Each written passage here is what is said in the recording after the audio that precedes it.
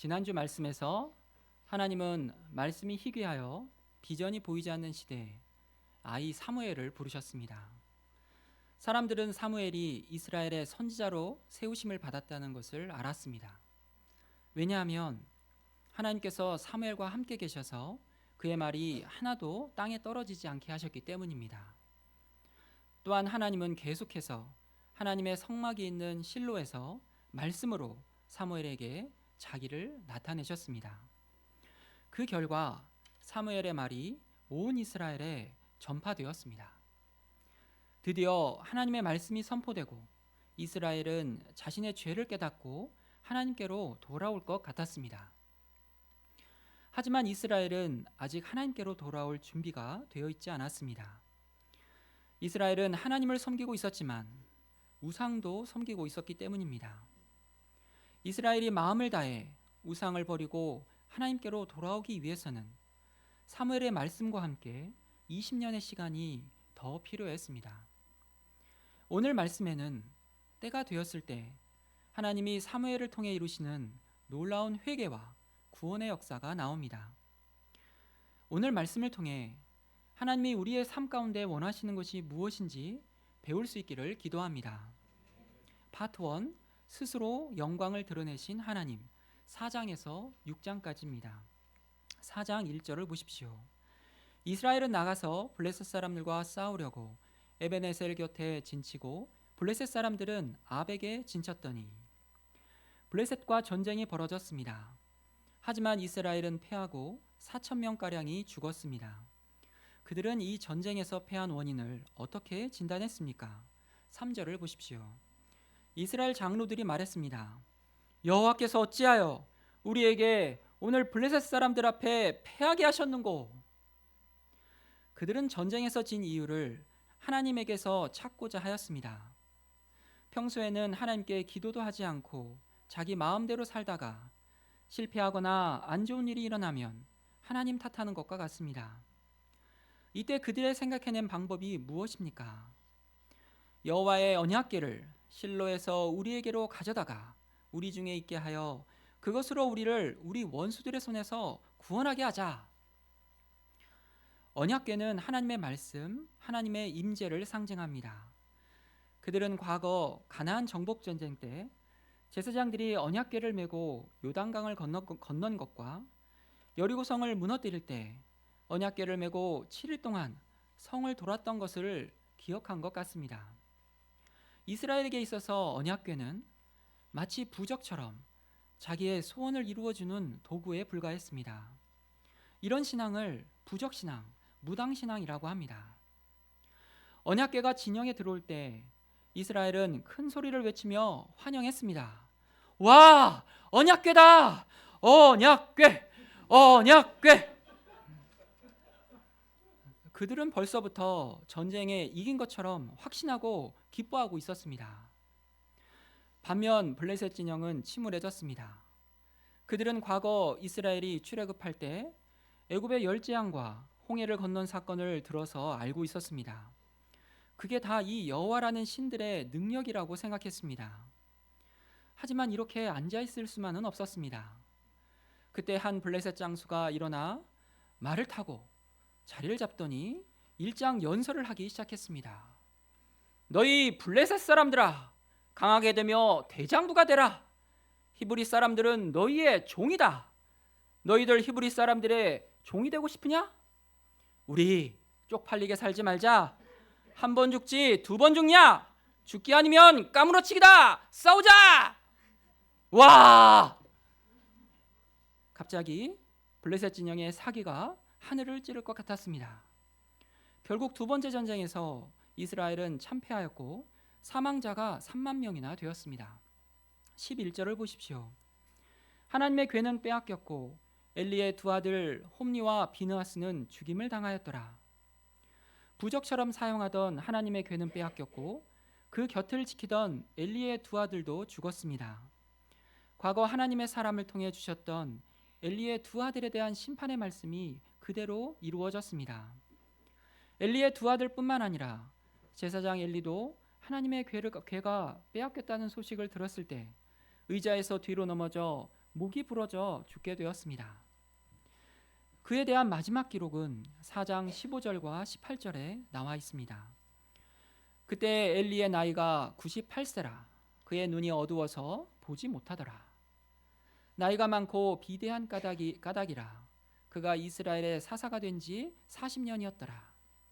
그는 40년 동안이나 하나님의 사사로 세우심을 받았지만 영적으로 깨어있지 못했습니다. 나이와 함께 비둔해졌고 영적인 눈도 어두워졌습니다. 반복해서 하나님의 경고의 말씀을 들었지만 온전히 회개하지 않았습니다. 하나님보다 자식을 더 사랑하고 하나님이 주신 축복으로 자신의 삶을 살찌웠습니다. 결국 엘리의 가정에 선포한 하나님의 심판이 말씀대로 이루어졌습니다. 19절을 보십시오.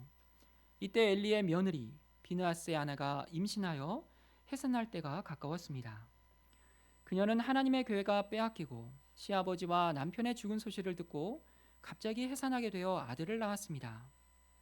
그녀는 아들을 낳았지만 관심도 보이지 않았습니다.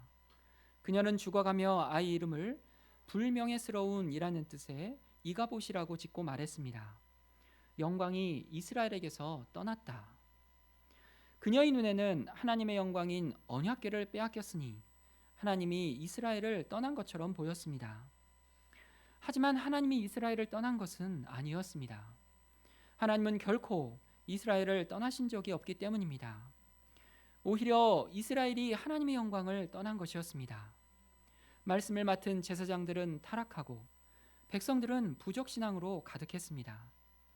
이 여인의 고백은 하나님의 영광을 드러낼 수 없는 이스라엘의 모습을 말해주고 있었습니다. 그러나 하나님의 영광을 드러낼 사람이 없을 때 하나님은 스스로 영광을 드러내셨습니다. 5장부터 6장까지 스스로 영광을 드러내시는 하나님이 나옵니다.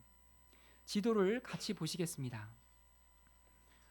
먼저 전쟁이 벌어졌던 에벤에셀이 위쪽 가운데 지점에 있습니다. 하나님의 언약궤는 오른쪽 위에 위치한 실로에서 가져왔습니다. 블레셋 사람들은 전쟁에서 승리한 전리품으로 하나님의 궤를 가지고 내려와 아스돗에 있는 자기들의 신인 다곤 신전에 가져다 놓았습니다. 다곤은 큰 고기라는 뜻으로 머리와 손은 사람이지만 몸은 물고기의 모습을 가진 블레셋 민족의 주신이었습니다. 그런데 이튿날 다곤 신상이 얼굴을 땅에 대고 하나님의 궤 앞에 엎드러져 있는 것이었습니다. 이것은 주인 앞에 엎드린 종의 모습이요 왕 앞에 신하가 엎드려 있는 모습이었습니다. 그들은 아니 누가 우리의 다곤 신을 이렇게 엎어놓았지? 근데 자세가 되게 기분 나쁘네 말하며 다시 세워놓았습니다. 그런데 이튿날에는 난리가 났습니다. 다곤 우상은 여호와의 궤 앞에 얼굴이 땅에 처박혀 있고 머리와 두 손목은 끊어져 문지방에 있었습니다. 머리와 손이 끊어졌다는 것은 전쟁에서의 완전한 패배를 의미했습니다. 이것은 누가 보아도 다곤은 나무 토막이요 하나님만이 경배받으실 참된 신이심을 보여줍니다. 하지만 블레셋 사람들은 이 사건을 어떻게 받아들입니까? 이후 그들은 다곤의 머리와 손이 놓여진 문지방을 거룩히 여겨 밟지 않아야겠다는 전통을 만들었습니다. 그들은 이상하고 두렵지만 딱 거기까지였습니다. 하나님의 영광을 그 정도로만 받아들였습니다. 잠언 말씀처럼 미련한 자는 교만하여 매를 자청합니다. 이에 여호와의 손이 블레셋과 그들의 신 다곤을 치기 시작하였습니다. 6절을 보십시오. 여호와의 손이 아스돗 사람에게 엄중히 더하사 독한 종기의 재앙으로 아스돗과 그 지역을 쳐서 망하게 하니 블레셋 사람들은 여호와의 궤를 가드로 옮겨보지만 거기에도 여호와의 손이 큰 환난을 더하여 어른부터 아이까지 다 독한 종기가 나게 하셨습니다. 그들은 또다시 여호와의 궤를 에그론으로 보냈습니다.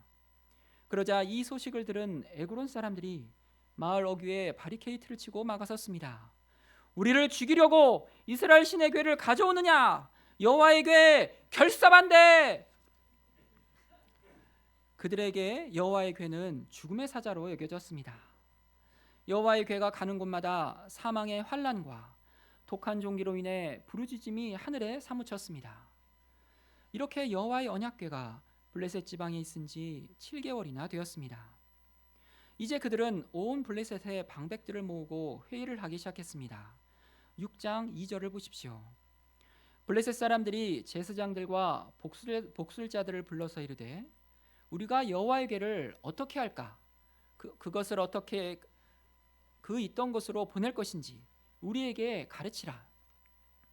블레셋 제사장들과 복술자들은 여호와의 궤를 원래의 곳으로 보내되 속건제를 같이 드리라고 제안하였습니다. 속건제는 여호와께 범죄하였을 때 제물을 함께 바치는 제사입니다. 그들은 여호와께 범죄한 책임을 지고 블레셋의 5개 성읍과 5 방백을 대표하여 금독종 5개와 금쥐 5마리를 만들어 여호와의 궤와 함께 수레에 실었습니다.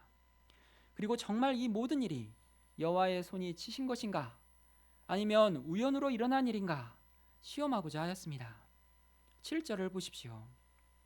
새 수레를 하나 만들고 멍에를 메어보지 아니한 젖나는 소 2마리를 끌어다가 소의 수레를 메우고 그 송아지들은 떼어 집으로 돌려보내고 수레를 끄는 사람이 없이 멍에를 메어본 적이 없는 소 2마리가 수레를 끌고 가라고 하였습니다.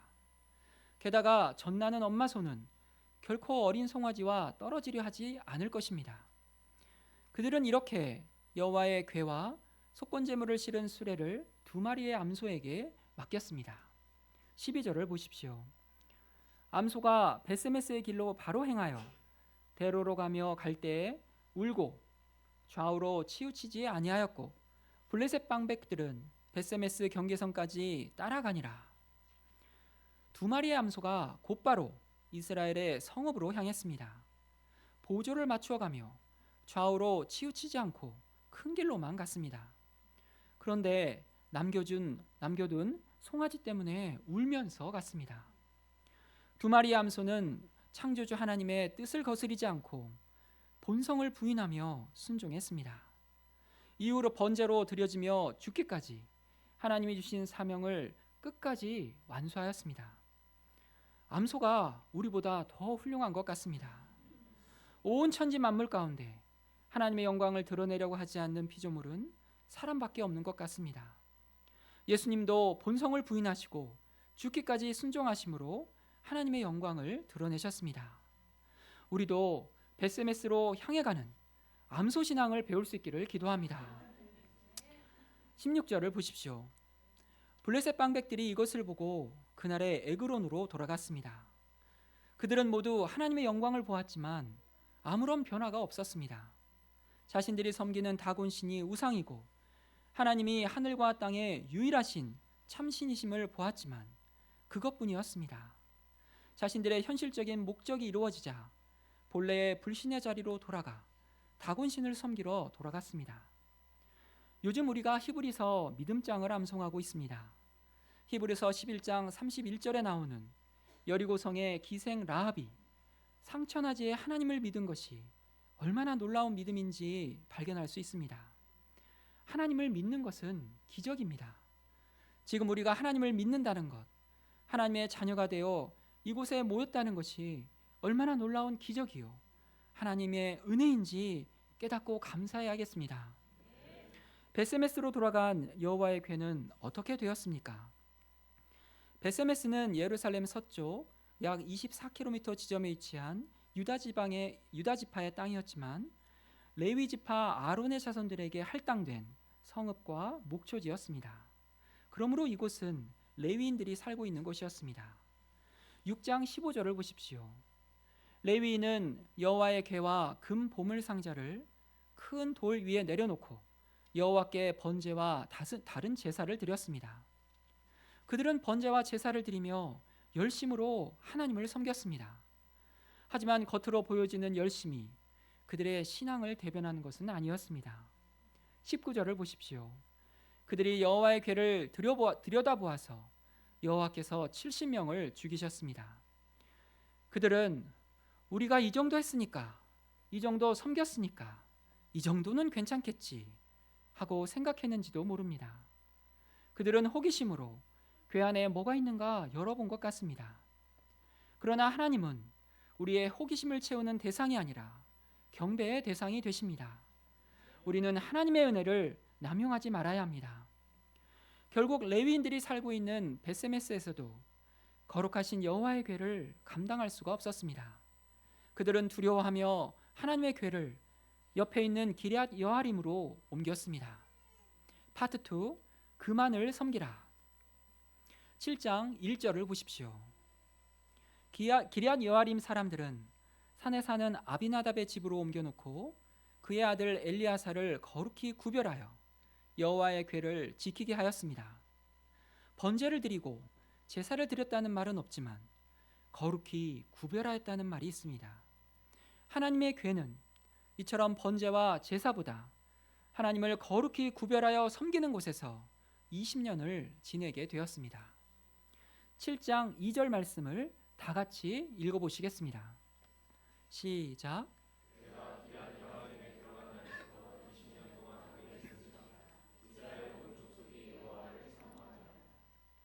여기서 좀 더 주의 깊게 살펴볼 필요가 있는 말씀은 여호와를 사모하니라입니다. 사모하다는 말의 사전적 정의는 애틋하게 생각하고 그리워하다입니다. 그러나 원문에는 나하라는 말로서 울부짖다, 통곡하다는 뜻입니다. 영어 성경에서도 lament after, mourn after로서 단순히 그리워하다를 넘어 하나님을 향해 애통하고 애절한 마음 상태를 표현해주고 있습니다. 이 말은 자신들의 신세를 몹시 한탄하거나 과거의 잘못을 깊게 뉘우쳐 크게 울면서 부르짖고 통곡하는 행위를 가리킬 때 사용되는 말입니다. 여호와의 궤가 블레셋에서 돌아온 후 기럇 여아림에 있었던 20년 동안 어떤 일이 일어났을까요? 블레셋에게 언약궤를 빼앗길 당시 사무엘은 아직 12살 어린아이였습니다. 4장부터 6장에 이르기까지 많은 사건들이 나오지만 그 가운데 사무엘은 등장하지 않습니다. 그리고 이제 사무엘이 등장하기 바로 전에 이 말씀이 기록되어 있습니다. 이때는 사무엘의 나이가 어느덧 32세가 되었을 것입니다. 하나님의 말씀을 전하는 선지자로서 사무엘이 그동안 침묵하고 있었을까요? 그렇지 않습니다. 사무엘은 그동안 하나님의 말씀을 전하며 이스라엘이 하나님을 떠난 죄를 깨닫도록 도와주었을 것입니다. 블레셋의 압제는 계속되었고 백성들의 삶의 어려움은 여전하였지만 하나님의 말씀을 들으며 백성들은 자신들의 영적인 상태를 깨닫기 시작했습니다. 자신들이 섬기는 세상의 모든 신들이 헛것이며 하나님만이 참 신임을 깨닫기 시작했습니다. 백성들의 마음이 하나님께로 향하게 되었습니다. 7장 3절 말씀을 다 함께 다시 읽어보시겠습니다. 시작.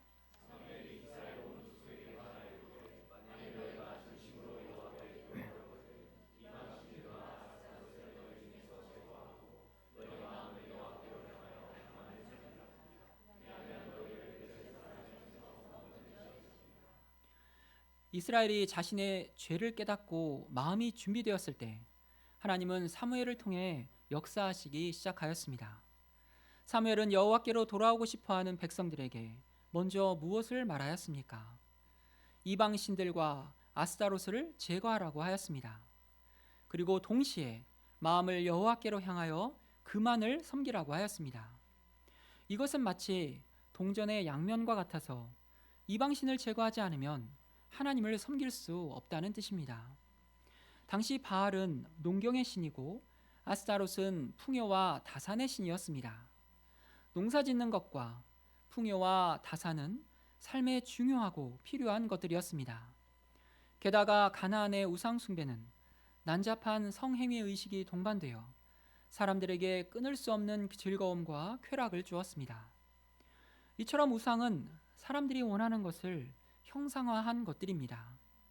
오늘날에도 사람들은 그런 돌과 나무로 우상을 만들지 않을 뿐이지 여전히 내가 원하는 신들을 만들어 섬기고 있습니다.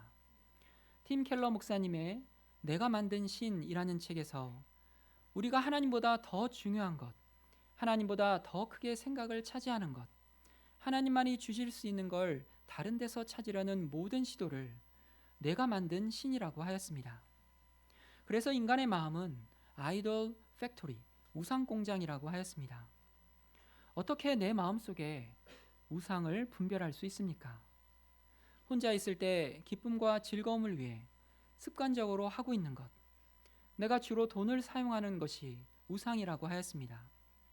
기도 응답을 받지 못하거나 내가 원하는 것을 얻지 못하면 화가 나고 원망이 생길 때에도 거기에 내가 섬기는 우상이 있습니다. 내 안에 두려움과 분노, 절망과 죄의식의 감정이 생길 때 그 뿌리를 캐보면 거기에 주렁주렁 내가 붙들고 살고 있는 우상이 매달려 있다고 합니다.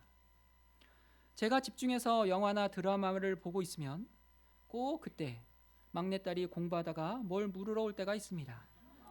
그때 제 속에서 짜증과 심지어 분노가 올라왔습니다. 저에게 영화와 드라마는 우상이었습니다. 저는 그 속에서 세상의 것들을 즐기고 있고 추구하고 있었기 때문입니다. 통장에 잔고가 없을 때 마음이 인색해지고 두려워하였습니다. 사실 저는 돈을 우상으로 섬기고 있었습니다. 직장이 힘들어지면 제 안에 두려움과 원망이 생겼습니다. 저에게 안정된 직장을 통해 보여지는 사람들의 인정, 세상의 평가가 우상이었습니다.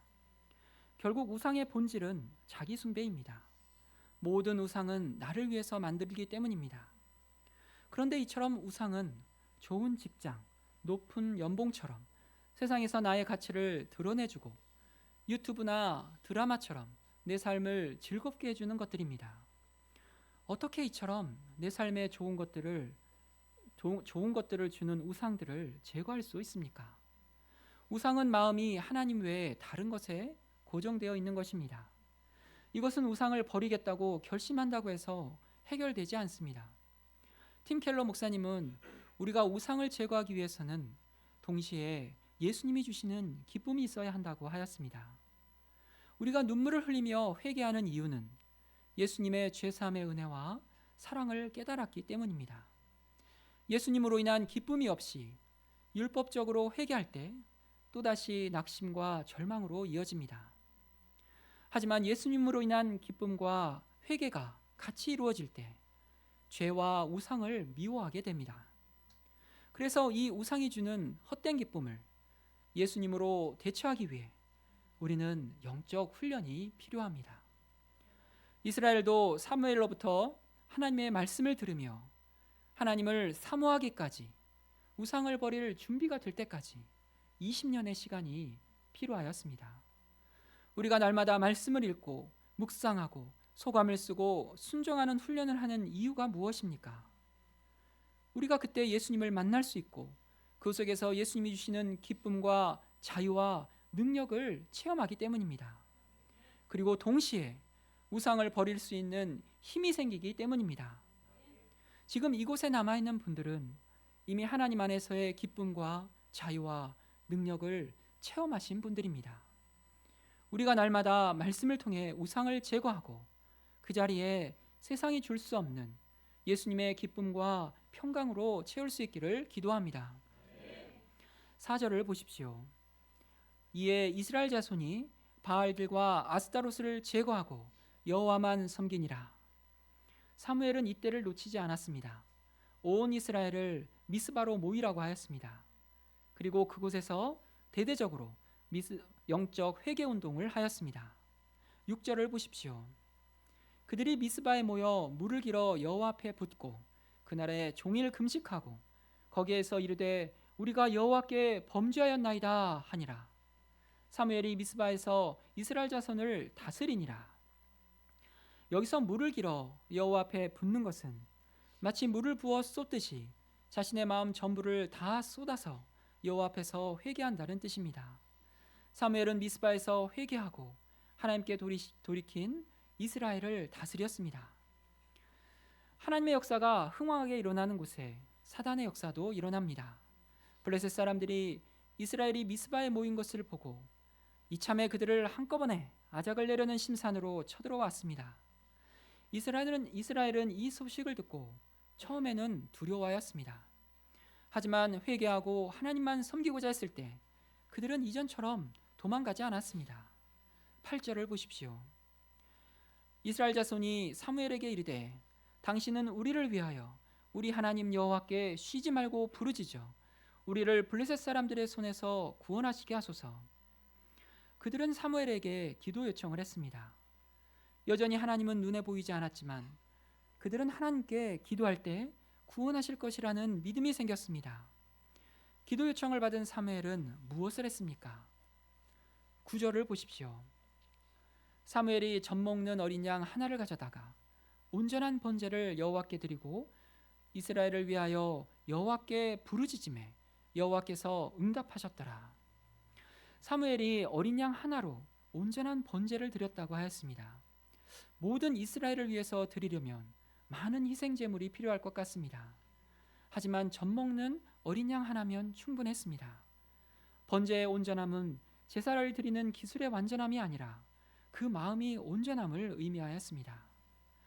오늘날 우리가 어린 양 되신 예수님의 십자가를 묵상하는 것처럼 사무엘은 희생당하는 어린 양의 피를 뿌리고 살을 태우며 하나님 앞에 통회하고 애통하는 마음으로 제사를 드렸을 것입니다. 사무엘은 하나님의 사랑과 보호하심을 확신하였고 그때 하나님은 그의 기도에 응답하셨습니다. 10절을 보십시오. 사무엘이 번제를 드리고 있을 때 블레셋이 이스라엘을 공격하였습니다. 그때 하나님은 큰 천둥을 내리시고 블레셋 사람들을 어지럽게 하였습니다. 전쟁은 이스라엘의 승리로 끝났습니다. 사무엘은 이 전쟁을 기념하여 돌을 세우고 에벤에셀 도움의 돌이라는 이름을 지었습니다. 13절과 14절을 보십시오. 이방신과 아스타로스를 제거하고 하나님만 섬기는 이스라엘의 모습이 어떠합니까? 다곤신과 블레셋 사람을 치던 여호와의 손이 이스라엘의 방패가 되어 주셨습니다. 블레셋 사람들에게 빼앗겼던 성읍들을 다시 찾았습니다. 그리고 이스라엘과 아모리 사람들 사이에 평화가 있었습니다. 하나님을 섬기는 삶의 특징은 안전과 회복과 평화입니다. 15절부터 17절까지 이후 사무엘의 삶의 모습을 표현해 주는 말이 반복되어 나옵니다. 그것은 다스렸다는 말입니다. 이 말씀은 원어로 샤파트로서 1차적인 의미로는 재판장이 심판하다, 판결을 선고하다의 의미입니다. 사무엘은 사는 날 동안에 양들을 신방하며 부지런히 말씀으로 백성들을 가르치며 재판하였습니다. 해마다 베델과 길갈과 미스바를 돌아가며 양들을 신방했습니다. 그리고 자기 집인 라마로 돌아와서도 말씀을 가르쳤고 여호와를 위하여 제단을 쌓으며 감사했습니다. 사사시대의 마지막 사사로서 사무엘은 다른 사사들과 달랐습니다. 하나님은 과거 이스라엘을 구원하시기 위해 기드온, 바락, 삼손, 입다와 같은 사사들을 세우셨습니다. 하지만 그들은 인간적인 혈기와 약점으로 회개의 은혜가 오래 지속되지 못했습니다. 하지만 사무엘은 달랐습니다. 그는 아이일 때부터 하나님의 말씀을 전했고 자라면서도 말씀을 가르쳤고 평생을 하나님의 말씀으로 백성들을 다스렸습니다. 영광과 승리의 때에 순회하며 양들을 신방하고 말씀을 가르쳤습니다. 그로 인해 다윗 왕국의 기초가 놓여지게 되었습니다. 결론입니다. 오늘날 세상에는 우리를 유혹하는 것들이 많이 있습니다.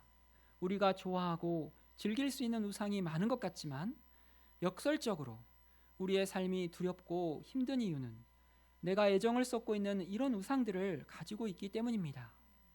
하나님도 섬기고 내가 만든 신도 섬기기 때문입니다. 십계명의 제1계명이 너는 나 외에는 다른 신들을 내게 두지 말라입니다. 제2계명은 너를 위하여 새긴 우상을 만들지 말라입니다. 너무나 분명하고 중요한 계명이지만 오늘날에도 너무나 지키기 어려운 계명이 되었습니다. 우리는 지금 어떤 일에 가장 기쁘고 슬퍼하고 있습니까? 무엇이 가장 두렵고 나의 마음을 사로잡고 있습니까? 그것 때문에 하나님과의 관계가 멀어졌다면 하나님이 말씀하십니다. 우상을 제거하고 하나님만을 섬겨라. 그러면 구원하시리라. 우리가 날마다 예수님을 바라볼 수 있기를 기도합니다. 말씀으로 우상을 제거하고 예수님이 주시는 기쁨으로 채울 수 있기를 기도합니다. 제가 기도하고 마치겠습니다. 감사하신 하나님 아버지, 하나님께로 돌아가고자 하는 저희에게 분명한 방향을 주셔서 감사합니다. 우상을 제거하고 하나님을 섬기는 것이 우리 인생의 본분이요 행복의 시작인 것을 고백합니다. 주님, 사무엘을 준비시켜서 말씀을 주시고 회개하게 하셔서 감사합니다. 오랜 시간 동안 참아주셔서 감사합니다. 주님께서 참 하나님의 때 우상을 제거하고 주님께로 돌아가 주님 안에서의 놀라운 기쁨과 자유와 능력을 체험할 수 있도록 도와주십시오. 감사하며 예수님의 이름으로 기도드렸습니다. 네.